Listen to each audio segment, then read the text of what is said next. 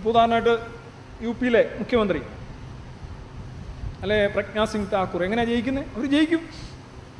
ഇവിടെ കേരളത്തിൽ കിടന്ന് എന്ത് പറഞ്ഞാലും അവർ ജയിക്കും. കാരണം എന്ന് വെച്ച് കഴിഞ്ഞാൽ റൈറ്റ് കോഡാണ്, ആ കറക്റ്റ് സ്ഥലത്ത് തന്നെ അടിക്കുന്നത്, കറക്റ്റാണ്. ആ ഹോളിൽ തന്നെ ആ ബില്ലിയാർഡ് ആ ബോൾ ചെന്ന് വീഴുകയാണ്. അവിടെ പിന്നെ ജയിക്കാതിരിക്കാൻ എന്നാണ്? ഭയങ്കരമായ കമ്മ്യൂണലൈസേഷൻ നടക്കുന്നുണ്ട്. അതിൻ്റെ അടിസ്ഥാനം എന്ന് പറഞ്ഞാൽ നമ്മൾ മതാത്മകമായി നിങ്ങൾക്ക് മതേതര ബോധം ഉണ്ടാവണമെങ്കിൽ ഞാൻ എപ്പോഴും പറയുന്നൊരു കാര്യമല്ല, നിങ്ങളൊരു മതത്തിൽ വിശ്വസിച്ചുകൊണ്ട് നിങ്ങൾക്കൊരു മതേതരവാദി ആവാൻ പറ്റില്ല. അതൊരു പാച്ചപ്പാണ്. നിങ്ങൾ മതത്തിൽ ഇപ്പോൾ ഉദാഹരണമായിട്ട് മതേതരവാദം ആവശ്യമുള്ളിടത്താണ് പലരും ഉപയോഗിക്കുന്നത്. ഇന്ത്യയിലെ മുസ്ലിങ്ങൾ മതേതരവാദികളാണ്. എന്തുകൊണ്ട്? അവർ മതേതരവാദികളായതുകൊണ്ടല്ല, മതേതരവാദമാണ് അവർക്ക് തക്കിയ. ഇൻ ഇന്ത്യ അതാണ് തക്കിയ. പാകിസ്ഥാനിൽ ഒരു മതേതരവാദവും ഇല്ല, അഫ്ഗാനിസ്ഥാനിൽ ഒരു മതേതരവാദവും ഇല്ല. അതുപോലെ